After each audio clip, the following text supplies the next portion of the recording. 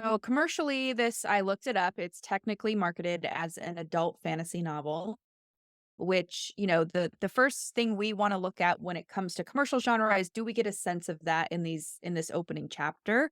I think we do. There's multiple things that, in my opinion, show the magical side of it. So obviously Quentin's doing a lot of thinking about Fillory and Further, where kids literally go to a magical land. He's, checking out cabinets in a real home to see if he can go to Fillory. He's doing magic tricks in his pockets. That's like a different element of magic. Welcome to the Fiction Writing Made Easy podcast. My name is Savannah Gilbo, and I'm here to help you write a story that works. I want to prove to you that writing a novel doesn't have to be overwhelming. So each week, I'll bring you a brand new episode with simple, actionable, and step-by-step strategies that you can implement in your writing right away. So whether you're brand new to writing or more of a seasoned author looking to improve your craft, this podcast is for you. So pick up a pen and let's get started. In today's episode, we're diving deep into the first chapter of The Magicians by Lev Grossman, and I'm super excited to share this episode with you because this is one of my favorite book series, and it was both challenging and fun to break down this first chapter.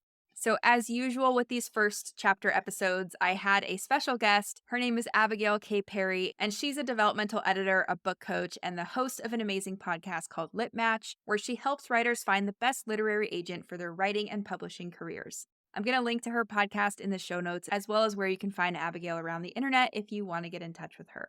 Now, if you've been listening to this podcast for a while, then you already know the deal about these first chapter episodes. But just in case you're brand new or in case you need a reminder, Abigail and I like to pick apart the opening chapters of stories to see how the author hooks our attention and pulls us into the story. And we like to analyze these opening chapters on both the macro and the micro level. So basically, we're asking, why does this chapter work? And then how does the scene, or how do the multiple scenes within that first chapter work?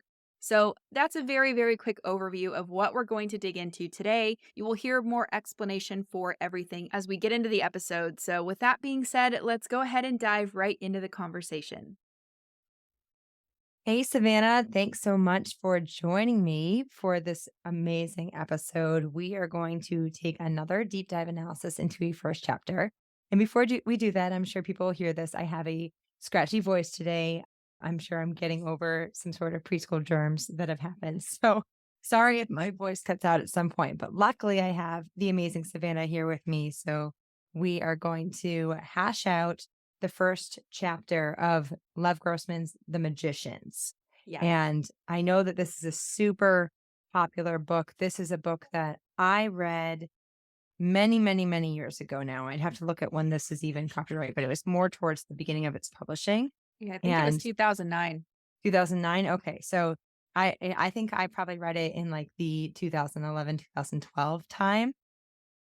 And I have not read it since then. So I read the first chapter again, obviously in preparation for this, but it is a doozy, as Savannah had mentioned to me when we were first getting on. So thanks, Savannah. This is going to be fun to, chat about and pull apart together.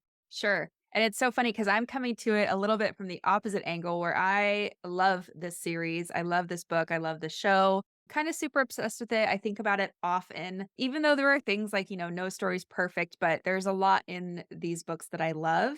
And so I'm coming at it from kind of the nerd angle, which will be fun because we're going to see, not only was this a hard chapter to analyze, which we haven't really done much preparation, and you'll hear that. We wanted to kind of hash it out during the episode to show you that we also struggle with this stuff. But also, we're coming at it from two different perspectives, which I think is super fun. So like Abigail said, she knows the story, but it's been a long time. So she's coming at it with more of fresh eyes. And then I'm coming at it from being in the weeds. So we'll see kind of where we, find similar things, find different things, and it'll be fun. And I really like when we pair up and we do first chapters with those different perspectives, because as a writer, when I'm thinking about, all you writers out there who are listening to this, you have those books that you absolutely love that you've read multiple times before. And then you read the first chapter and you're going to just naturally pick up on details, setups, important, like even just one-liners that have significance into the story later. And that can influence how you might dissect the first chapter or the first scene. And then there's, of course, the first time readers or the, second time readers, or maybe you haven't read it in a while, like me. And that is really cool because you have this opportunity to dive into the story and ask yourself, what really were you drawn to? What is really standing out as a strong first chapter for you? And then through discussion, we can talk about, but why is this a great execution and introduction to what this story is really about? So it's fun to have the Right. different perspectives. And the other thing I'll say on that too, it's we were doing a scene analysis in my Story Lab membership the other day. So shout out to everybody in my Story Lab membership. And we were just talking about how interesting it is if you haven't read the whole story and you're looking at, let's say, the first chapter, you'll get caught in kind of the surface level of what's happening. But if you've read it more than once, or let's say it's your story that you're trying to craft and analyze, then you can get to that deeper level of understanding. But there is a risk because at some point, it's like you've been with the material for so long that it becomes really hard to see, the different pieces.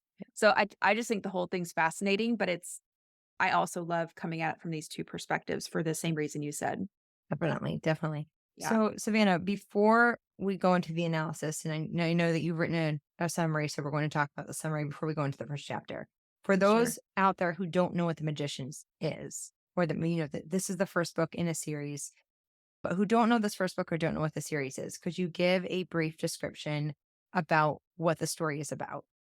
Yeah, so in its like most simple form, it's about a guy named Quentin Coldwater. I believe he's 17, but they're getting ready to go to college and they stumble into this other world. It's a portal fantasy and they end up going to a school to become magicians. So instead of going on like, the Yale track or whatever, Princeton, they end up going to school to become magicians. And then as they're there, they get into kind of magical, adventures and things, and they end up in a land called Fillory, which is from a popular book series in the book. So in The Magicians, there's a book series called Fillory and Further, and they end up visiting that land and, having magical adventures there.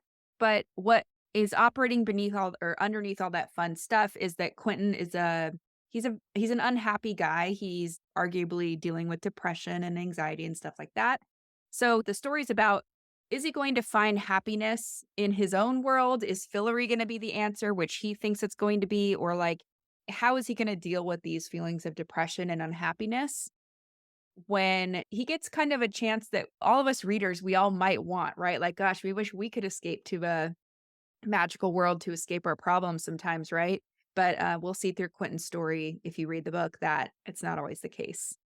Yeah, and I think that's when at least when I picked up this book, you and I both love Harry Potter, Yeah. Savannah. Like, Yeah. anyone who knows us knows that we are obsessed with Harry Potter. And I would say that when you're looking for, okay, I want a book like Harry Potter, people tend to recommend The Magicians. And at least like that's, I know how it got recommended to me. And a lot of that I think is because of the school system. Like we're entering another school system based in magic. We'll probably get into this when we talk about what type of story this is. But it's interesting because we have an older audience. It's like we Yeah. have an older, like you said, Quentin's dealing with big internal struggles. And not Right. that, Harry Potter's not, but he's dealing with a different age group, I would say, of Right. internal struggles. And we get that pretty much in the first chapter. So that's pretty cool as well. And I know that you have some thoughts on genre. So why don't we go ahead and get into the summary and get into the questions so that we can explore those ideas? Sure. So I'll just read a quick summary of the first chapter, and it's not a fast chapter. It's like 5, 6, 7,000 words. So it's a doozy of a first chapter, but there are multiple scenes in it, which we'll see in a second. But basically, Quentin Coldwater, he's walking through Brooklyn with his two friends, James and Julia. And internally, he's reflecting on like, why is he so unhappy? So he's thinking about all this stuff as Quentin and James they're about to do their alumni interview with this alumni from Princeton. And then Julia is going to head back to the library kind of once she drops him off on the doorstep. So meanwhile, Quentin's thinking about, why am I so happy or unhappy? And part of it is because James and Julia are together. So that's a fact that Quentin dislikes because he's attracted to Julia and he knows she's never going to reciprocate. And also, Quentin objectively, he knows he should be happy. So he's like, I come from a reasonably good middle class home. I have decent parents. I have good friends, despite my very high GPA. And he says, performing all the rituals and sacrifices necessary to be happy, he's not. And so we learn through his thoughts that he believes there must be more to life, and his thoughts drift to his favorite fantasy book series, Fillory and Further. And he's thinking about these books. We learn there are 5 in total. They follow the adventures of the 5 Chatwin children as they go from our world to the land of Fillory. And then we realize that though Quentin's almost an adult, he's super engrossed by these books, and he often escapes into the world of Fillory when he finds real life too difficult to cope with. So that's kind of all going on as they're on their way to this building, apartment building, whatever, to interview with the guy from Princeton.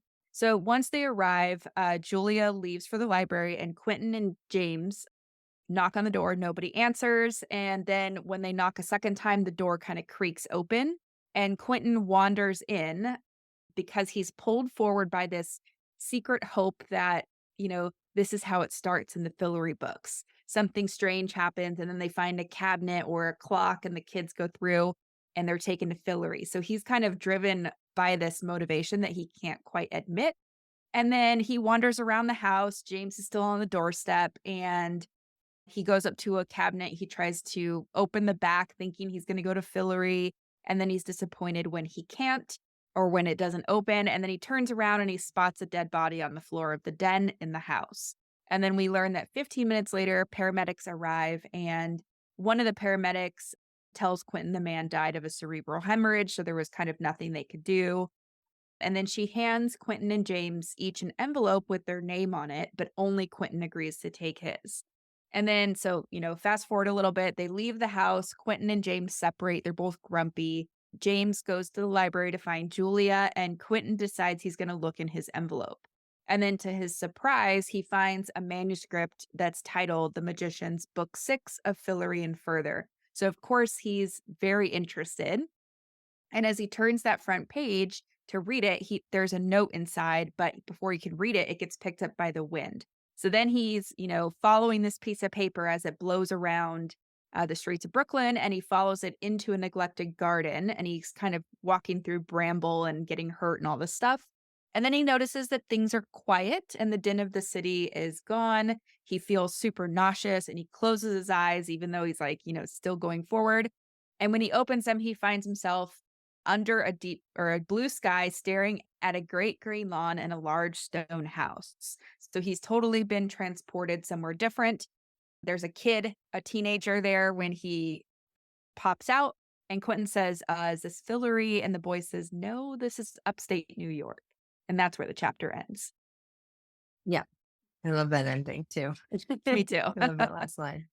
Okay, awesome. So, as usual in our deep dive analysis episodes, we will go through the 7 key first chapter questions first. So we're looking at big picture at all of these. How is this first chapter hooking readers, getting us to read more because it is satisfying, these 7 key first chapter questions, which come from Paula Munier's The Writer's Guide to Beginnings. So we love to do it that way. And then we're going to zero in and we'll look at the micro story. So we'll start to look at scene structure.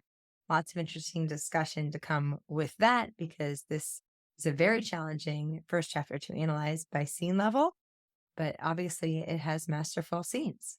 So we'll get into that. Let's go ahead and move into the the 7 first chapter questions. So the first of these is dealing with genre. And the question is, what kind of story is this? Right. And of course, like we usually talk about 2 types of genres, content genre and commercial genre. So Savannah, first, what is the commercial genre for this? How would we market this? Yeah. And then let's move into content genre, meaning what is the story really about? That's the next question actually, but yeah, what kind of story is this on content wise? Right. Content wise on that deep level. Mm-hmm. Okay. So commercially, I looked it up. It's technically marketed as an adult fantasy novel, which, the first thing we want to look at when it comes to commercial genre is, do we get a sense of that in this opening chapter? I think we do. There's multiple things that, in my opinion, show the magical side of it. So obviously Quentin's doing a lot of thinking about Fillory and Further, where kids literally go to a magical land. He's, checking out cabinets in a real home to see if he can go to Fillory. He's doing magic tricks in his pockets. That's like a different element of magic. The way the paramedic interacts with him, you can tell something's up. We just don't quite know what. She's very makes light of the situation. Like, yeah, we're not supposed to let the people die, but sometimes it happens. There's little things, and then obviously he pops out in a totally different climate under a different sky. So I think there's a lot that points to the fantasy element and also the adult age range, kind of like we talked about earlier, the heavy topics, the age of the protagonist, and things like that. Yeah. And I think that being listed as adult fantasy, I think that's something interesting that I want to talk about quickly because when I originally read this, there was a category called new adult. Yeah. And I would have placed this one in that. And new adult is kind of that in between age for the protagonist and for the reader, for the target reader, more like that college level. Right. And this is Quentin. He's interviewing for Princeton. So we know that he's heading into more of the college education level versus the high school level. We're not really Right. in young adult, but we're not quite in the adult area of maturity either. And that since then, I think that that category it's like if you say new adult, people still understand what it is, but I don't Right. think it's quite pitched or existing as much anymore. Would you agree with Yeah. that, Savannah? I do. And so I love new adult. I'm a firm believer that there is a new adult category and that the readers want it. I think for some Yeah. reason publishers just aren't there yet, and I don't understand why. I mean, I just Googled to see, I wanted to get us a definition. So this says the protagonists are 18 to 29, but Mhm. loose on that, right? So it's Right. older than young adult, like Abigail said, but it's less than typical adult, or it can be. And these could be things. So like Jennifer Armentrout, Sarah J. Maas, even they have Colleen Hoover listed on here. So I Yeah. mean, Yeah. Casey McQuiston's Red, White, and Royal Blue. So there's a ton of things that are super popular in this category, but Yeah. yeah, I agree with you. For some reason, it's just kind of not technically So it's with being publishers listed, becoming a thing. right, like it's being listed as adult. But what we're really dealing with here in this age group is that we're dealing with protagonists who have are in the real world now, but Yeah, haven't quite figured it out. right. No, not that a 30-year-old has figured it out either. I'm in my 30s and I have not figured it out. Right. So, but I'll just say like that it's this kind of all right, we have left innocence and we're into this new area where we're breaking that innocence. It still exists a little Yeah, bit, but it's being broken more so. And just like, we still have these big coming of age moments. And I'm a firm believer that you can have a coming of age experience at any time in your life, me at too. any decade.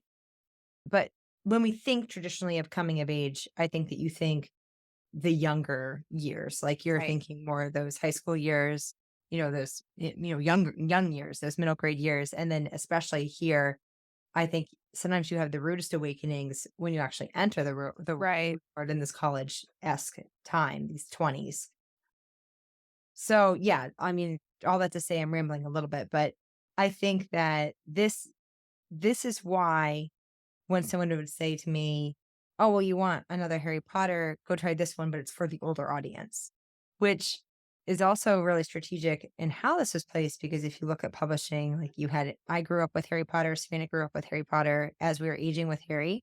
And then it was like, wait, what's next? And here comes the Right. magicians. So I think that that's just something interesting to think about when I'm thinking what kind of story this is. Definitely fantasy. But the other thing that I think is really interesting because when we were learning about Fillory, and to me, when I'm reading about Quentin's obsession with Fillory, immediately just the way that there are the portals, I think, because this is where I was and like what I would have fantasized with, I'm thinking C.S. Lewis. I'm thinking Chronicles Right. of Narnia. So that felt really reminiscent of a Chronicles of Narnia to me and how Quentin will discuss about how, being the nerd and being obsessed with it. He has a line in there somewhere about why Julia will never go for him. And he's like, Right. partly because of his obsession with Fillory, and it's not necessarily that reason, but I think it's the idea that he needs to go to this other world when he is feeling down, Right. right? And that's also very relatable for a lot of readers, especially fantasy readers. Right. And we'll talk about that when we kind of get to the character, but we know that there are fantasy. I'm getting to this point because we know that there are fantasy elements. We know that there are going to be magical elements. Exactly what you said. We can tell some things are off based on how the scene progresses because of his fascination with magic, with these portals, with Right. these other worlds.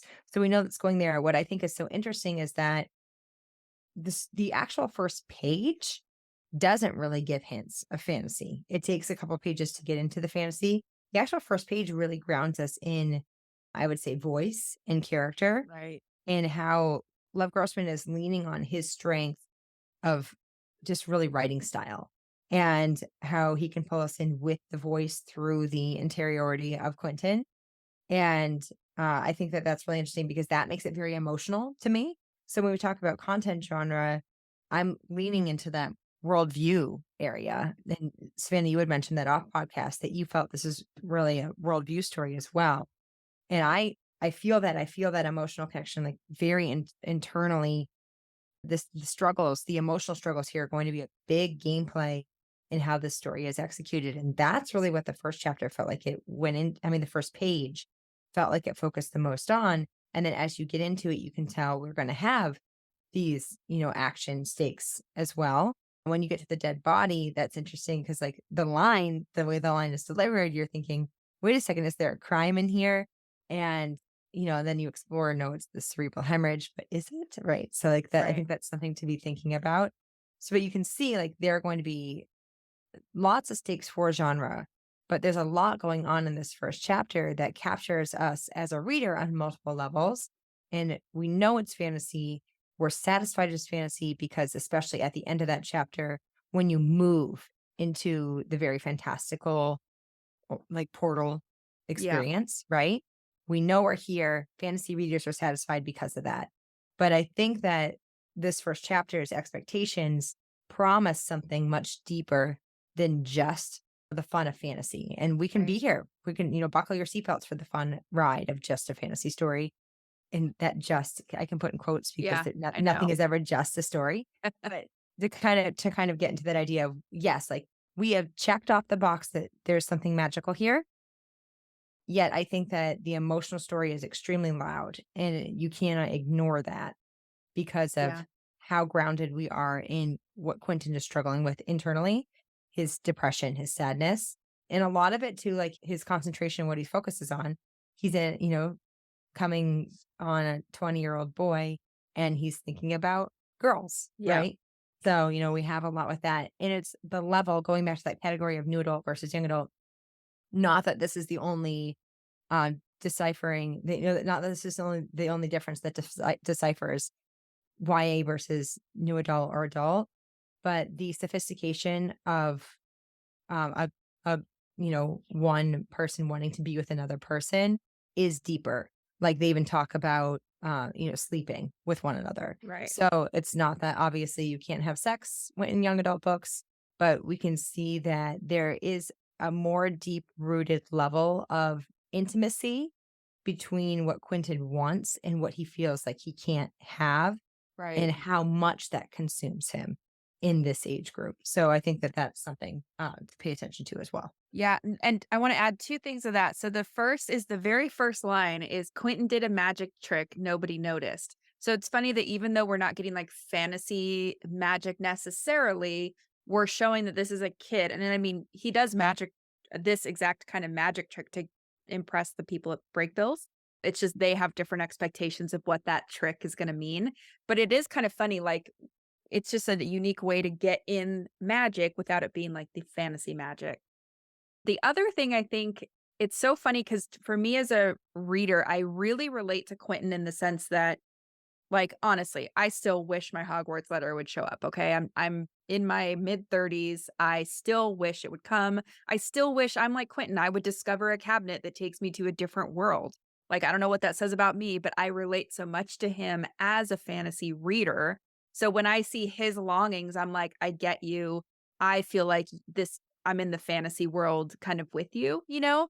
So that to me was like a signal that this is also going to be fantasy because this is what he's focused on.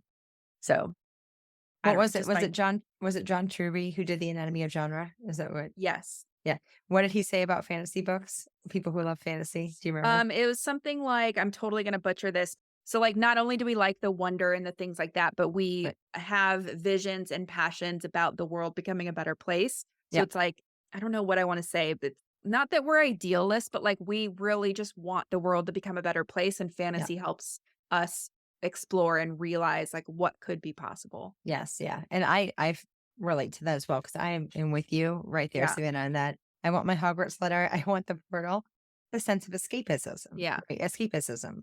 I'm not saying that word. Escapism. Yeah. Escapism. There it is. I kept that in on that extra ism. Yeah. But I think that that's what it speaks to. Like when I'm reading something with Quentin, I've found him, we'll get into this with the character, but he is very relatable, at least for fantasy, a lot of fantasy readers. Right. I feel like they can connect with that feeling. And, it's interesting to see the rootedness of depression or at least unhappiness in him in needing that, why he goes to Fillory when he goes to those places, because we are dreaming about Right. something that could be better. And maybe that world can give it to us and what we can bring back from that world into our world. So Yes. just interesting way to set that up for the Well, fantasy and story. one thing I want to talk about too, because I'm thinking of the listeners and what you said, because I agree. I do think this is primarily a worldview story, and I want to talk about why, Mhm. because we have analyzed Harry Potter as action. So if I'm a listener, I might say, okay, what's the difference? Because they both have worldview, they both have action. And so we need to ask, like, what is the difference and how would we decide what our stories are more about? So in Harry Potter, there's this big identity thing, right? Like, am I the boy who lived? Do I belong here? Whatever. There's also Voldemort. There's, life and death things that happen on the page on the surface. In the magicians, we start out with this big question of like, why am I so unhappy? He tells us in the text, Quentin tells us that he goes to books to escape his depression. He wishes that Fillory could come in and save him from the way that his mind works. He thinks if he goes to another land and if he could find his Fillory, then he would be happy. So he's putting a lot of emphasis on the external to find his happiness. And then throughout the story, which we'll talk about more, but in a second, the plot throws things at him that says, okay, here's what you wanted. Are you getting that happiness or not? And then usually it's like not, but sometimes he does. And then it keeps coming back to this question of, is the other world offering you what you thought you were missing? Are you happy now, Quentin? And so that's what is going to change throughout the story. Where in Harry Potter, he has this internal worldview arc, right? Like he has to accept his past and he has to find the courage to step into who he is and all that stuff. He, find his place, find his belonging. But it's different, right? So it's the weight of the genres feel different. And, you know, Abigail and I like to think about like some of these stories as being equally weighted. So when I say the weight is different, it could be the difference of like 45% one and 55% the other, and then flip it, So it could still be very, very close. But I think what is the emphasis in these opening pages? It's Quentin has this worldview that says if he goes somewhere else to a magical land, all of his problems will be solved. And throughout the story, you see him put his emphasis on different things. Like, if I can, now that I'm in the physical kid's cottage, I think I'm going to be happy. Now that I'm in Fillory, I think I'm going to be happy. So it's always brought back down to that through line. Where in Harry Potter, it's kind of always brought down to the through line of Voldemort is out there and something bad is happening. And I don't know if I'm going to survive this. I What are love your that, thoughts on Savannah. that? No, I love how you executed that. I think that you get that in this first chapter. Yeah. Even just how a lot of the times, especially in the earlier books with Harry Potter, we have those prologues and disguises. Yeah. And even if Voldemort isn't on the page, we are always getting something about that main villain in some way. Right.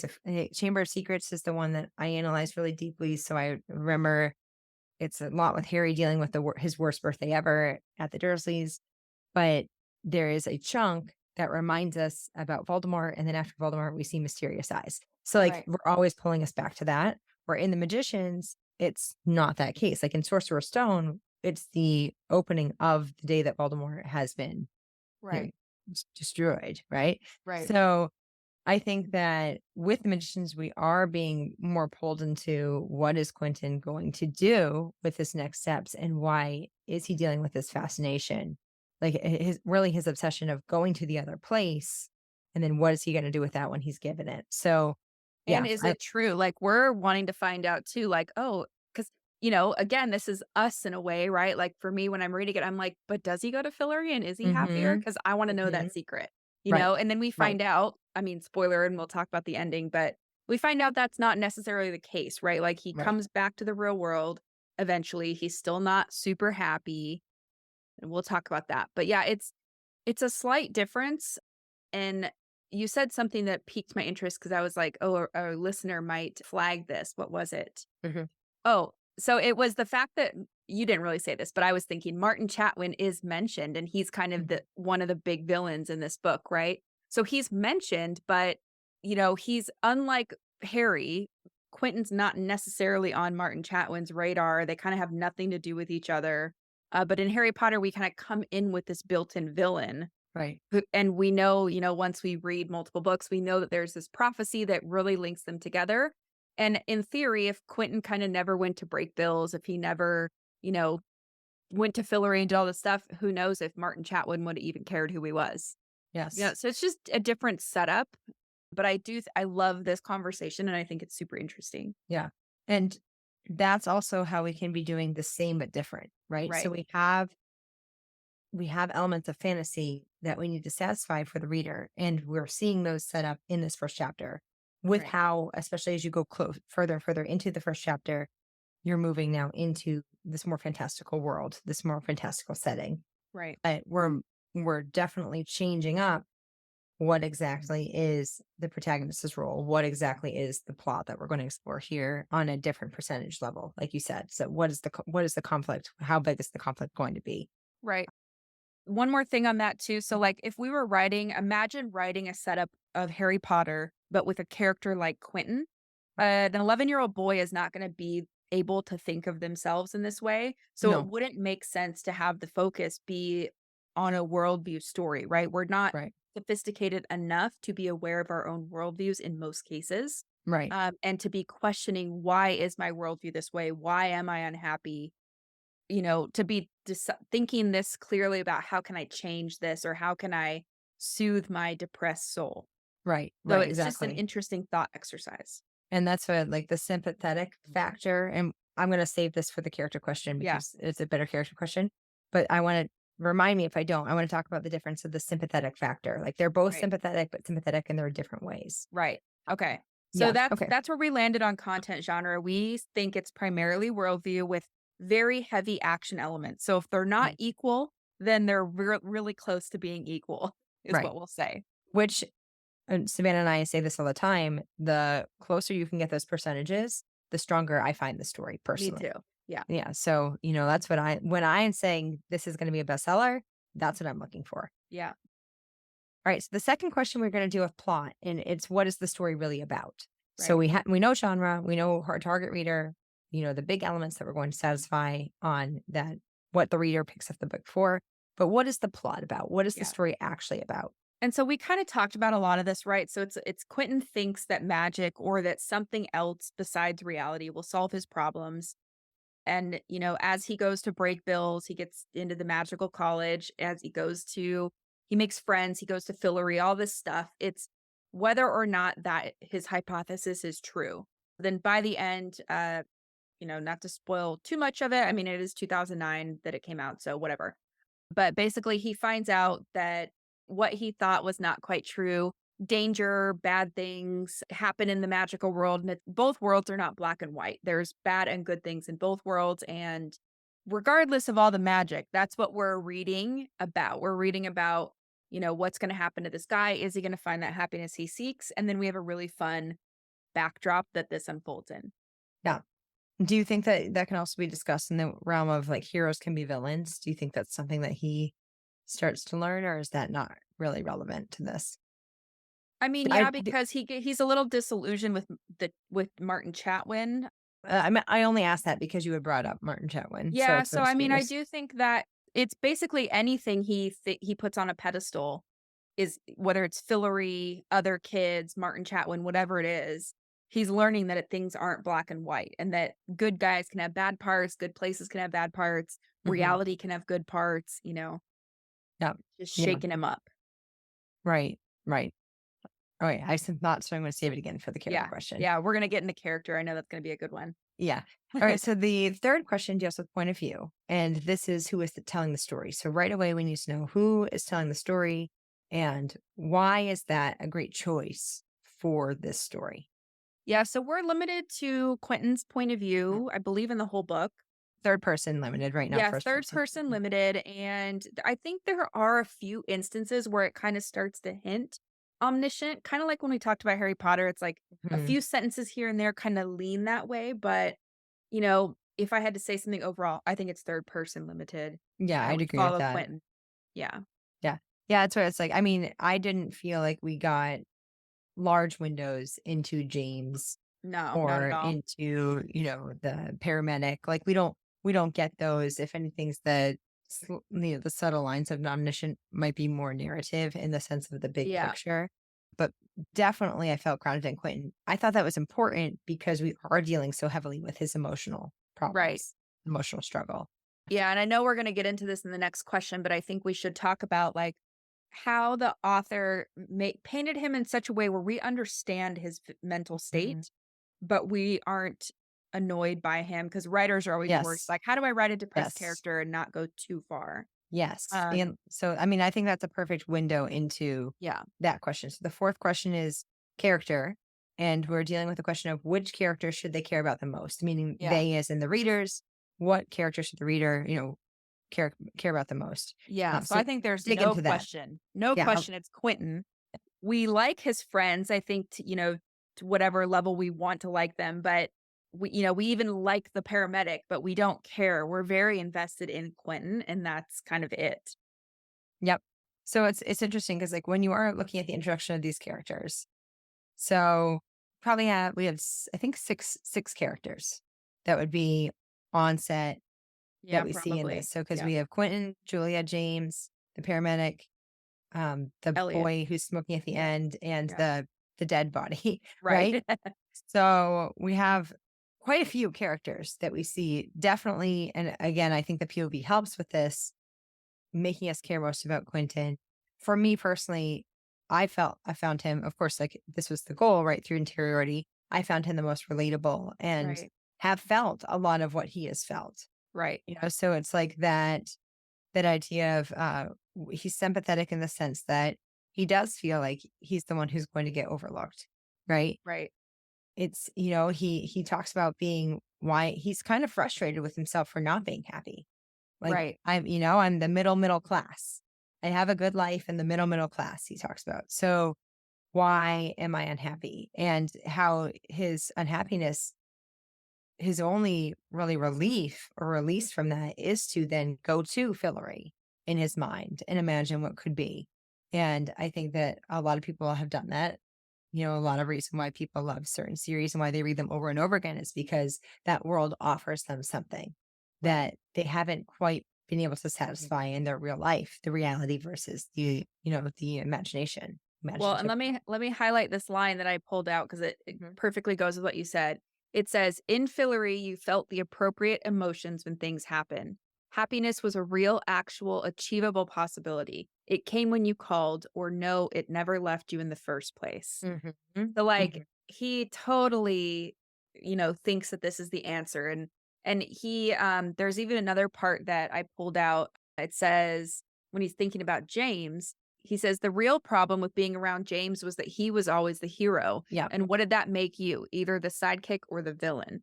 So, Yes, I like, love that line. I do too. Love We get it. so much insight into his worldview and to who he is, and, like, I mean, even if we're confident people, we've probably all felt this way at some point or another, you Definitely. know? Especially Um, with your best friends. Like you don't, you love your best friends, but right. at some point we also do compare. And if we're feeling in a place of a low, then we're going to, I always think of Taylor Swift's song Anti-Hero, it's like, I'm the problem, it's me. So Yeah. you tend to go to that place. I found this really interesting because right shortly after that, let me see if I can pull it up. There's fun, pretty teenagey, like upper teenagery banter between Yeah. James, Julia, and Quentin, more sophisticated but immature at the same time banter. Right. And I don't know if it's quite crude, but it's we have some jokes about wings and things like that. Yeah. So we're like more in that area. But right after he talks about James being the hero, there's this James is talking about like, why did I eat so much? Yeah. And Julia says, because you're a greedy pig, because you're tired of being able to see your feet, because you're trying to make your stomach touch your penis. And then James puts his hands behind his head, his fingers in his wavy chestnut hair, his camel cashmere coat wide open to the November cold, and belched mightily. So it's really funny because they're kind of describing him as sexier, right? Like with his like And wavy carefree. chestnut hair, Yeah. carefree, and then he belches. Right. And it's like, so for someone like Quentin, it's just interesting to see that from his perspective versus like Julia's perspective or an omniscient perspective, because Right. Julia obviously loves him, and is having that banter. And Quentin's immediate thought goes to cold never bothered him. James, that being. Right. Quentin felt cold all the time, like he was trapped in his own private individual winter. So it's just really interesting because Quentin's seeing James as the hero, and then he's seeing how free and easy he is. And like Right. that makes Julia laugh. And it's these funny, easygoing type of qualities. And Quentin, and whether or not James and Julia see Quentin as that or not, really doesn't matter because Right. because Quentin sees himself as isolated in his own private individual winter, Right. you know? And I think this is really important because he's constantly comparing him to external things, whether it be other people, situations, whatever. And he's looking for that compass or that answer outside of himself. And that's Mhm. what we hope he learns throughout the novel is like, hey, it's not outside of you. You need to find that something, whatever it is inside yourself. Right, And, that's kind of what we want to see. But it is interesting, even right, on the line level, it's like comparing the words that are used are very effective when it comes to comparing. Also, right, comparing, like you said earlier, is super normal. We all do it, you right, know, even right. if we're like totally happy and love our best friends, we still compare. So Oh, it's yeah, such a good yeah, way to get the reader in his perspective and relating to him. right, right. And that's where it's like I come up when he is comparing himself to James, I don't see it as resentment so much as sadness. Y Right. That's where It's it's not like, going and to live up to that. right, and then even later, when they're about to go into the interview, James says something like James has a strong awareness of when Quentin needs to be pulled out a little bit, Right. and he does it. Because he cares, you can tell like he kind of he cares about his friend, and he talks about, I forget where it is now, but he says something along the lines of like, "I know No one you, understands right? you like No I one do. understands you but me, like I do." Yes, exactly. And so like that there's this deep rooted friendship with that. At the same time, you can imagine how challenging that would be to be in love or to be attracted to your best friend's girlfriend Girl. Yeah. and your friend, right? Yeah. So I think that makes him really relatable. The pressures of college, it seems like the expectations of what he is supposed to be doing versus where he goes is there. And then, of course, dealing with the fascination of the dead body and then being handed exactly like what you were talking about before. The question is more along the lines of what do you do when you're handed What you everything want. that you've dreamed, right? Yeah. Everything that you've dreamed about before. And he is given that in the end and starts to go forward with the manuscript Yeah. that he reads the magicians. But I think that is the big question of the story. Will you change because you are given what you've always dreamed that you could Right. have? And that's a very different question from something like a Harry Potter. And to kind of just go back into that, I wanted to mention about the sympathetic qualities. So, one of Harry's greatest qualities is his humility, I think, alongside it with his courage and his loyalty. Right. And Harry, when you meet Harry and Sorcerer's Stone, and he's the boy under the cupboard, so under the cupboard under the stairs, he's this 11-year-old boy who has basically been abused by his aunt and uncle and cousin for Right. his entire life.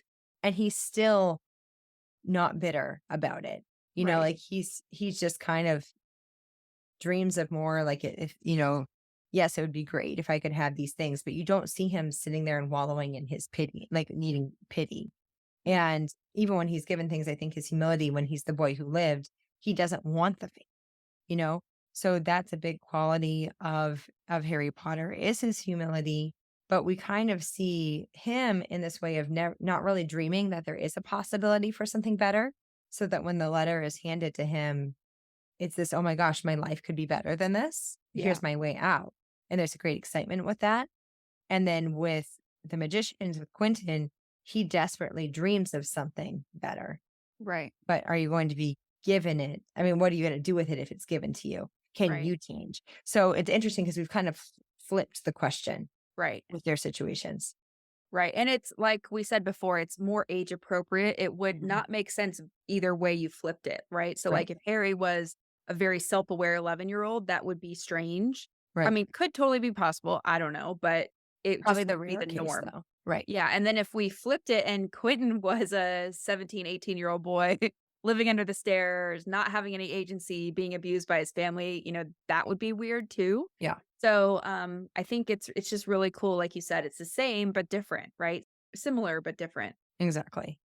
I also think it's funny that, like, Quentin, like he said, he knows the answer to his own problem in these opening chapters. He has a good life. He has the setup for things that other people would want, and he Mhm. still is seeking more because he has to go into himself to find the happiness. Yeah. So it's like if we're paying attention, we kind of already know it's going to go two ways, right? He's either going to accept reality and be happy and find that happiness in himself, or he's still going to be the same by the end. But And that first choice is a hard choice, right. right?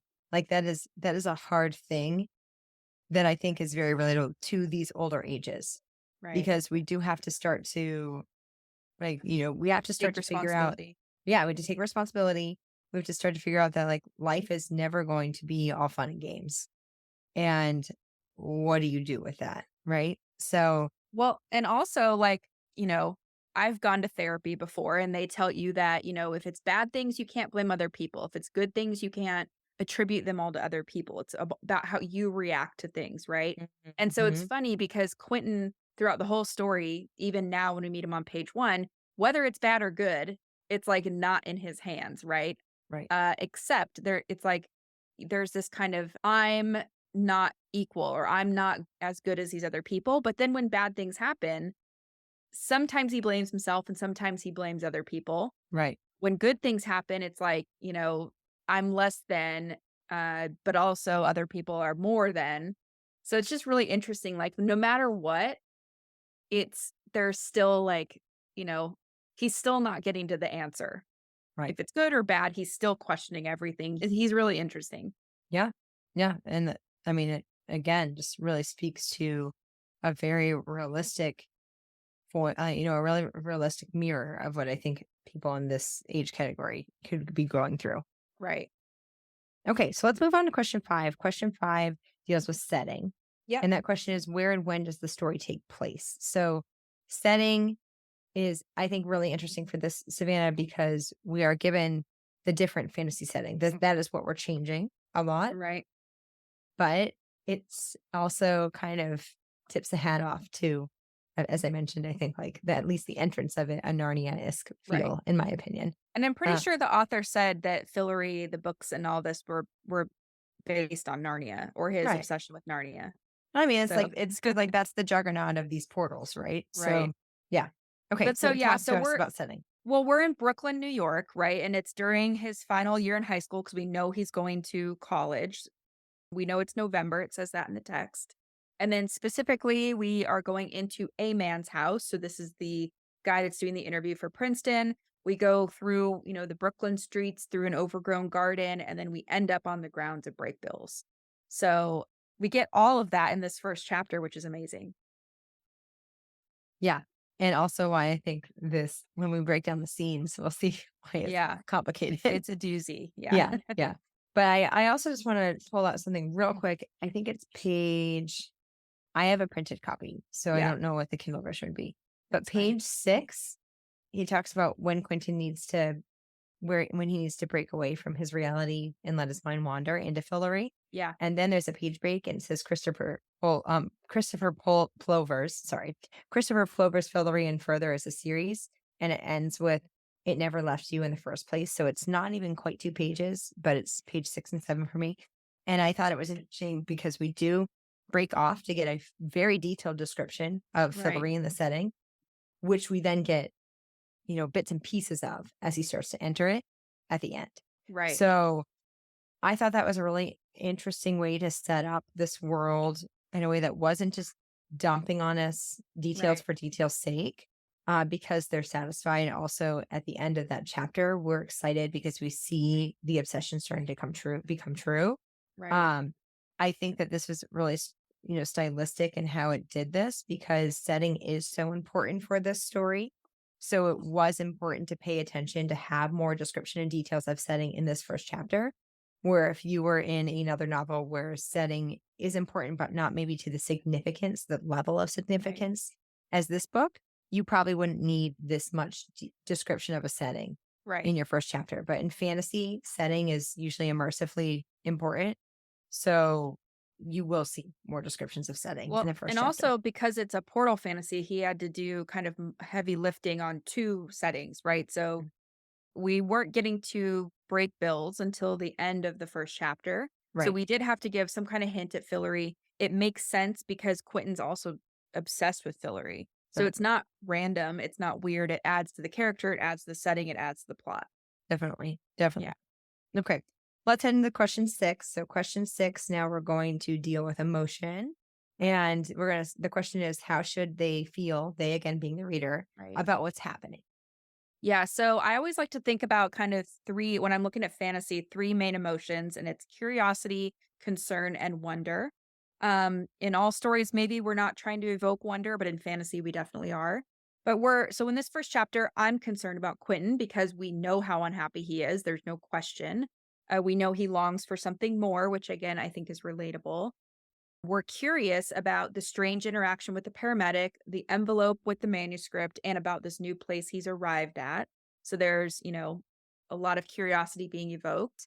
We're also curious about like how is he going to turn out. So we're curious and concerned about Quentin. And then there's wonder because we hear about Fillory and the text evokes similar feelings of wonder in us as fantasy readers, and then at the end of the chapter, he goes through a portal and we don't understand what has happened. So considering the rest of the book, I think these are the 3 perfect emotions to feel in the beginning. What do you think, Abigail? Well, I think that you executed that beautifully. I Thought also about would it a like, lot. yes, well, I can tell it was very well articulated. I also think that, that intrigue is the one that I really hinge on as well as the emotional appeal that I've talked about before. Yeah, I am concerned for his emotional state. It's very difficult to pull yourself out of depression when you're in it, or at least unhappiness when he's in it. And especially since he doesn't understand why right. he's in it, so there is that concern and that sympathy that I have for him. The dead body on the page, and this could just be because of over a decade studying stories. I'm going here and I'm saying to myself, there is no way that this can just be a coincidence when this professor, this interviewer for Princeton alumni had this manuscript of the magicians, like there has to be something in there. Now, I'm asking this almost to pose you a question because I am very intrigued and I see that there are also life and death stakes in that way potentially. Yeah. Because is this dead body just a dead body? Right? Or is there a bigger game at Yeah. play here? So, And you won't see, I don't remember. So you have to answer this yeah, for and this is me. this is where I get confused on the show versus the book because Mhm. in the show, I believe it's used as more of like a setup to bring the paramedic who ends up being Jane Chatwin Mhm. together with Quentin. But I think in the book, I know either way, she's been watching him. So this is her chance to kind of get in and see if he's the guy that is going to solve the problems. We And also that's learn, who we see that, right? Because I think that when you're seeing it's her that I think you're sitting with and you're asking yourself, there yeah, has to be more to her. There's a lot it's of her attention more. spent on Yeah, her. it's her more than the dead body. I think the dead body is an opportunity for her to get in there. but yeah, there's nothing like, evil going on with the dead body. No, but but it's like almost when you're first reading this, probably as a reader, at Yeah. least I know when I'm reading this, I'm questioning, is there more to this? Yeah. But And I the think you should attention be. Yeah. and right, and it's like, so that's interesting, right? And then the attention is put on the paramedic, especially because in a very smooth way, because we have Quentin wishing that Julia would look at him the way that she Yeah. looks at James. And then he talks about, why does the paramedic have to be attractive? Like, he's attracted to her. Right. So it's interesting because like we're kind of smoothing it over with, here it is, like we have he's locking in on certain details of this, but the dialogue exchange is lighthearted, and they kind of like, well, at least like for the paramedic, right? And she says something about, why would you be sorry you didn't kill him, type of Right. thing. And then he's thinking about that. He's like, well, I think that Yeah. just by being a human, you would be sorry that someone died. So it's Yeah. interesting. There is attention spent on the dialogue exchange between the two of Yeah. them. And we don't So know that she's feeling him out, for no, other right. reasons, but I do think it's funny that Quentin notices that James notices their interaction, and he's just like, for once in my life, someone's more interested in me than James. So Hmm. they're like Abigail's saying, the way that our attention goes is we kind of skip over like, what could this paramedic be about? And we're focused on like, ooh, this must feel good for Quentin. Oh, I wonder how James is feeling, whatever. We're focused more on the Right. surface, which is, I think, artfully done. And James kind of gets grumpy after that. He does. Well, and I think So he also gets grumpy, which is really interesting because Quentin takes the envelope yes, and it's almost like James was unwilling to kind of do the adventurous thing or yep. he was unwilling to take that action. So he might be comparing himself to Quentin a little bit. And that's where I think, how should they feel about what's happening? That really starts to overlap now with this last question Yeah. of, I like to relate this to stakes. There, we're looking at the hook as well with this question. We're Right. looking at premise as well with this question. But why should readers care about what happens next? Yeah. And I think that decision right there is what we're really hinged on. Yeah. Is when Quentin says yes and James says no, and you can almost see like James regretting it in that moment, Right. but Quentin is not, right? Right. It's like He's he's still going hoping forward for with it. adventure. Right. And I think, like, that's why personally I care. It's like, at that point, I feel the same as him, especially when he goes through it and he's at break bills and he sees Elliot. I'm Yeah. excited for this new adventure. I'm skeptical because, like, I'm just like Quentin, Let's right? go. Could this be too Hmm. good to be true? But I'm Right. also hopeful that I'm going to go on the same adventure that Quentin gets to go on. And maybe Right. there will be happiness and Fillory. Exactly. This is your chance to find out, right? Yeah. Yeah. Okay. Awesome. So that concludes the key first chapter questions. Which Now was a let's lot already. yes, which was a lot. So now we're going to dig into scenes, and we'll do this as concisely as we can. Yeah. But ultimately, I found this challenging to figure out where are we breaking up scenes. And I told Savannah, I think for me, I see a lot of scenes sliding into scenes. Yeah. And then it's just a matter of, but I will say scenes do exist, right? Yeah. You have to have a first chapter with scenes, ideally, right? So there are sometimes prologues that don't necessarily have a scene, and then you'd move into what is the first scene, the first chapter. This one, I think we're having multiple scenes. Yeah. And Savannah and I were debating between, is this two scenes? Is it three scenes? We can see arguments for each. We don't necessarily have, I'm super 1,000% confident. This is my final answer. Yeah. You know, uh, So $1 million answer. So we'll go into it and just pull it apart and give our thoughts on that.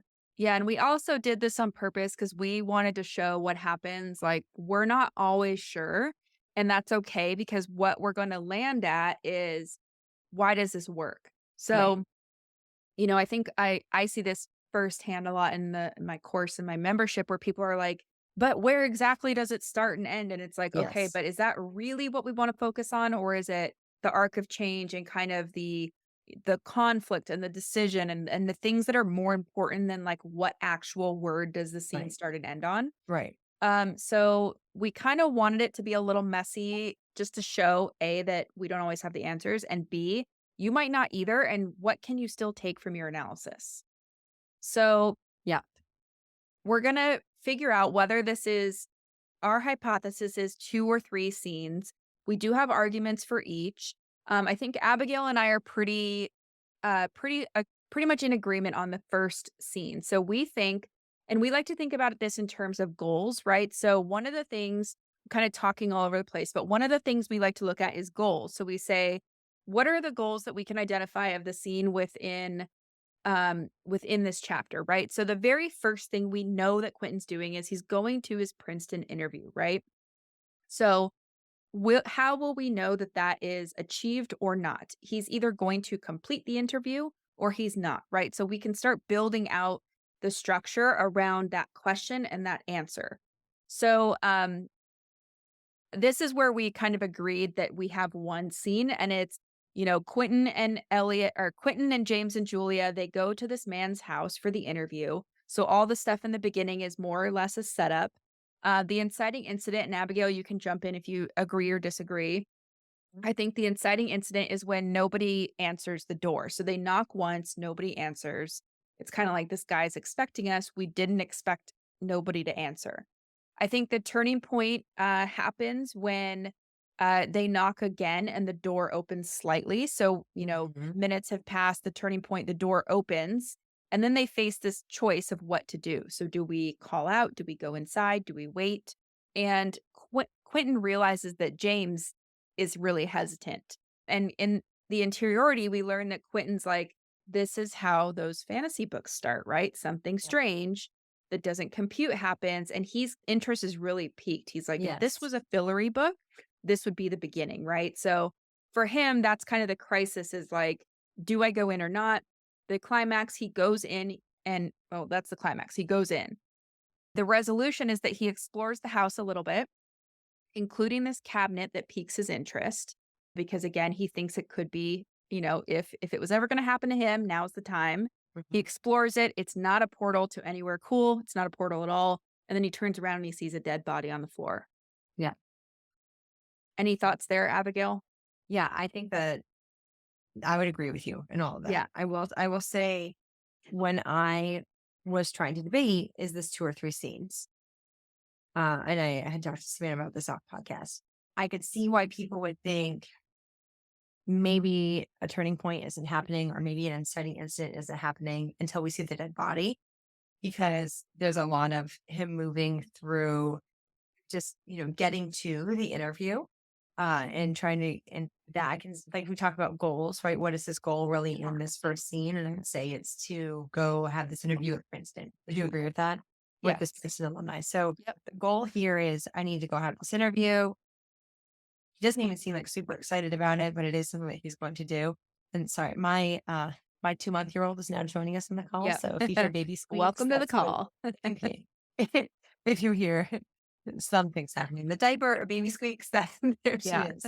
Um, so but basically when he's moving through that, I'm always looking for what are the significant events and actions or revelations that are now going to interfere with that goal. And I would agree with you. I think that you could end with seeing the dead body. And that's where we're going to see us sliding into the second scene. Yeah. Originally, when I was looking at this, I was so hinged on the dead body. I was wondering if that was where I go with the turning point or incident when we're seeing that dead body. And then all of this introductory of character, of his fascination with Hillary, really like movement towards that dead body is going to be what works as just a really long introduction before an inciting incident or a turning point. But I like Savannah's analysis better. And I think that this will just mean that we're going to split it into probably 3 scenes instead of 2. Yeah. And I like that because I do think that it pulls us deeper into Quentin and his obsessions of wanting something more exciting than what his life currently is, Yeah. which is first called to our attention through his interiority, like you said, when that door doesn't open and then is kind of creaked ajar. So, yeah, I like And it. the other thing I'll say too is it wrong if we said the dead body was the inciting incident? I mean, I don't necessarily think there's a wrong way to interpret this, but the reason I don't stop there or I don't see that as the inciting incident is because there's so much attention paid to Quentin's setup, really thinking that there could be another world besides our own, and he really Mhm. wants to escape. So Hmm. it's kind of like I also wouldn't argue with saying the turning point could be when he sees the cabinet and then Right. it's like, do I, follow through with exploring this even though I might be embarrassed and then he is at the end or not? Because it's an important decision because this is what makes him Quentin. Right. So Right. I think that's why if we're and this is why it's I think fun when Abigail and I look at it from two different perspectives when she has not read the story for so many years and she's coming to it, she's naturally going to be more on the surface of what's happening. And Hmm. then when I'm like super nerd over here and engaged in like every single line looking for meaning, Right. and none of these scenarios are wrong or right, but it's just interesting.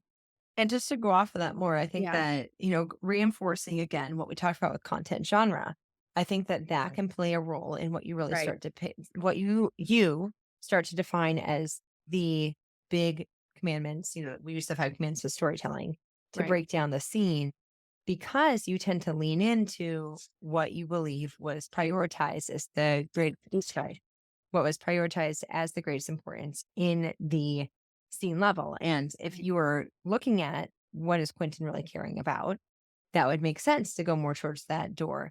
Something like, not that it can't work this way, but often a dead body on the page, that's going to be loud and it's going to take up a lot of attention right quickly. However, look how long it took for us to get to that dead body. And we're not dealing with something like a crime story, which maybe that would be a pretty good, and pretty common right. inciting incident for a first chapter in a crime story. Not that it can't be the inciting incident for an action or for, maybe even, worldview or, content wise, and definitely not in a fantasy. However, I think that we have to be asking yourself what is really upsetting Quentin. And for us, as we're looking over this again and again, like you said, there is no right or wrong answer to this.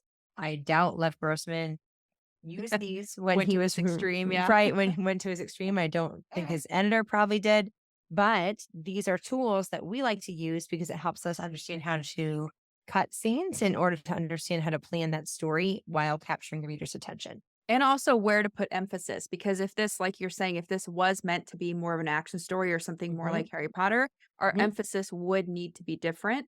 Yes. So again, just why it's so important to know genre. So Yep. either way, I think this was the easier part for us. We're like, okay, we agree that this is the first scene, and Yep. by the end of it, Quentin can't accomplish his goal, so that goal window is closed. The interviewer is dead. He's not going to have the interview, right?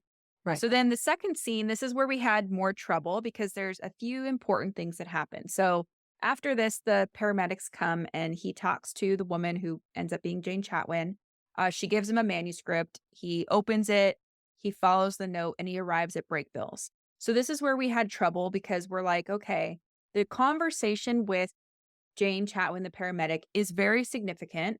However, it's a very short little blurb within the chapter. It's like 1,200 words. Hmm. Um, so I think what we're kind of landing on is that it's either within the scene where it's kind of like he gets the dead bodies there, he gets the manuscript, and then his decision leads him to break bills, or it's like the part with Jane Chatwin leads to this decision of do I take the manuscript or not? And then he Yeah. takes it and then it opens up a new scene. So we were torn between those two options and this is what we really wanted to talk through live. So Abigail, let's think about his goals because I Yep. think that's what's going Yep. to help us figure this out. So what do you Yeah. think his goal is? Yeah. And I just to, really emphasize that because I do think whenever you're stuck analyzing scenes, go back to what is the goal Yeah. because I think that can help you start to figure that out. So after he sees that dead body, when we're thinking about what is his goal, I just want to find the wording of it. Do Yeah. you remember what I page it's do, and on? I think I know what you're gonna say. So he Yeah. wants to leave. He doesn't wanna be involved in this. Yeah. So Um, 15 minutes later in the foyer was full of people and activity. Quentin sat in a corner in the cane chair like a pallbearer at the funeral of somebody he'd never met. Right. yeah, So very awkward. It's and kind of like he's I feel like I have to stay here, but I don't want to stay here. yeah, and he even says, like, he's not making eye contact. He says if he didn't move, nobody could involve him in this any further. Right. Right.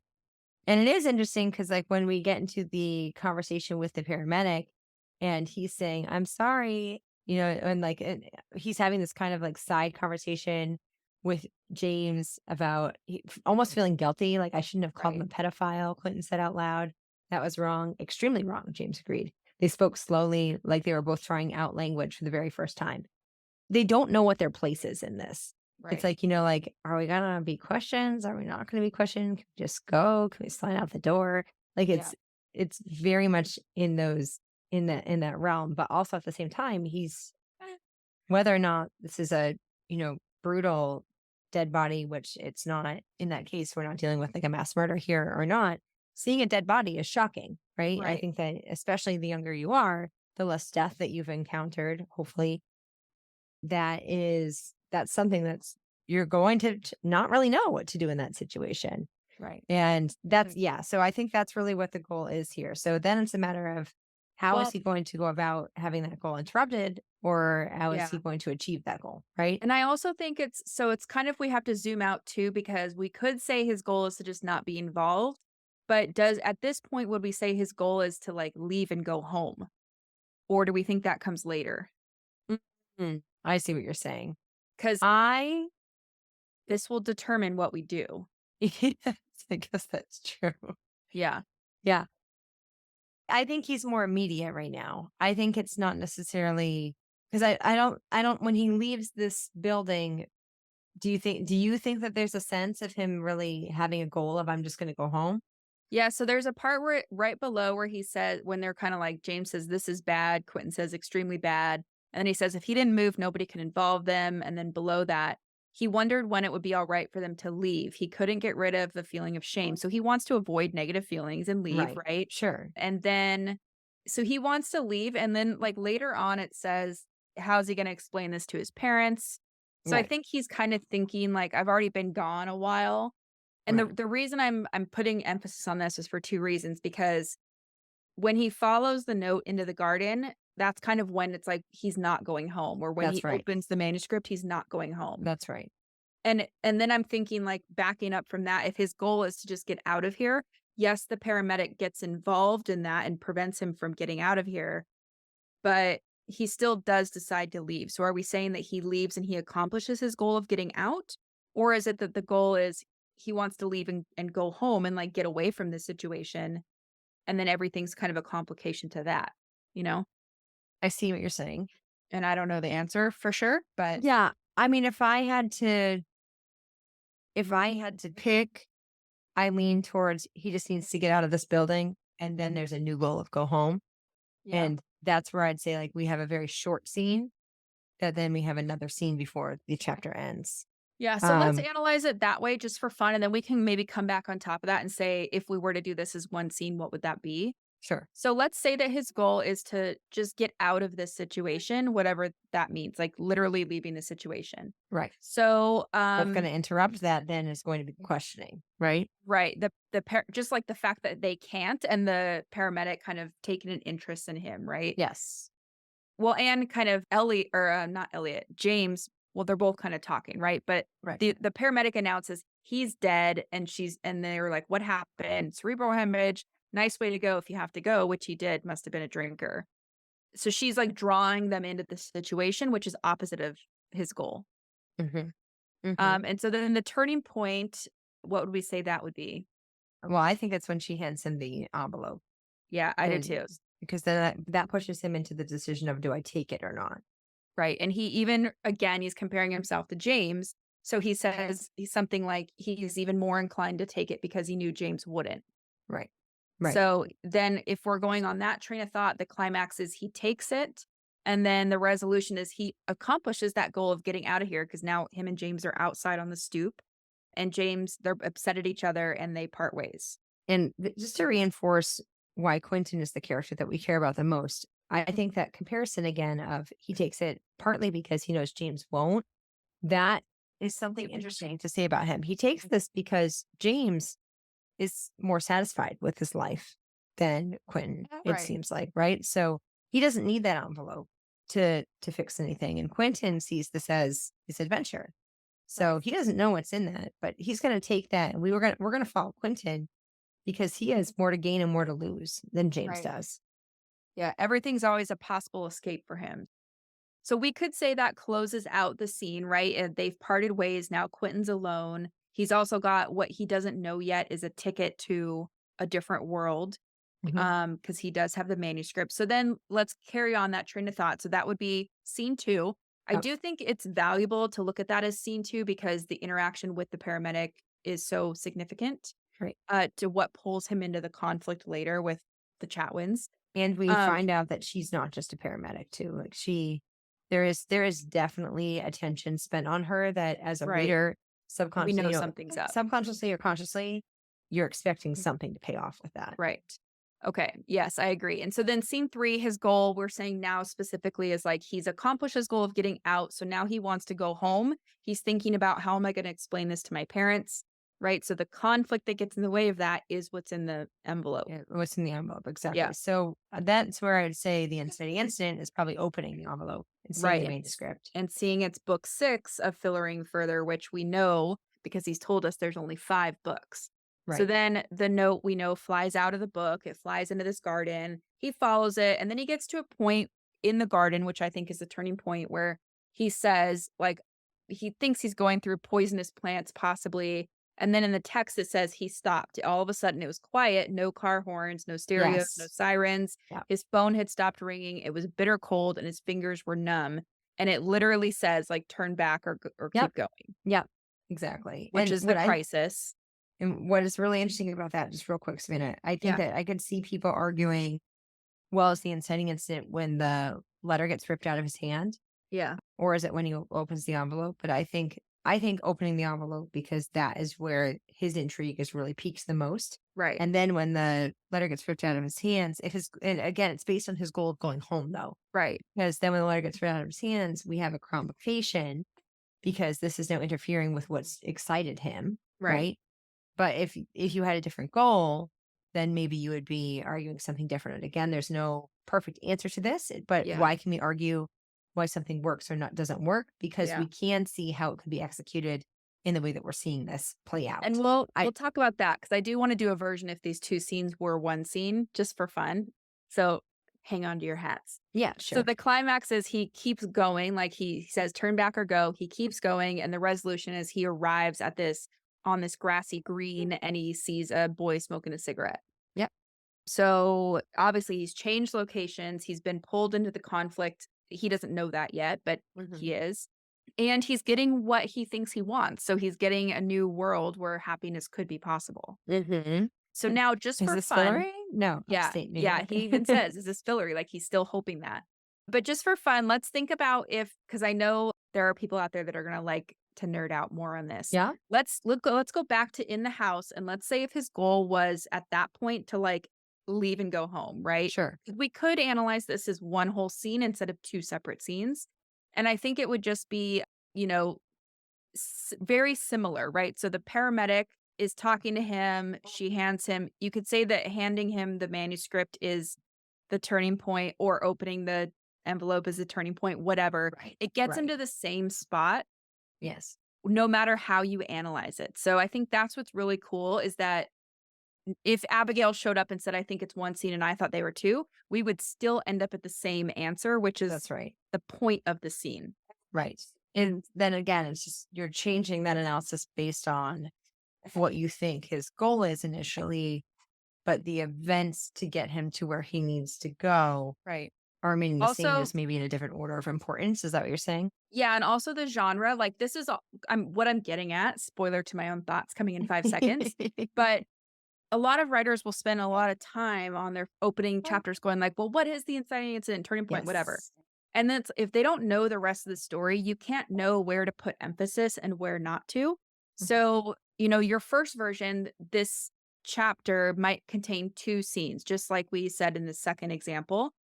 And then when you come back to it, you might say, "Hey, that part with Jane Chatwin's really significant. I need to expand that. I need to add in commandments to that part. It's really going to be 3 scenes." That's something you might not know until you get to the end of your draft. Mhm. So, either way, like, I think what I'm trying to say is that if you no matter how you look at it, the point is still the same because you're thinking about it on that higher level, and then you can go Mhm. back and kind of fine tune it and put the emphasis wherever you need to. Mhm. I think that's a really So valid point, especially because exactly that. Like, I'm a huge advocate of knowing your story ending before you write your book Yeah. because I think it's going to greatly change everything.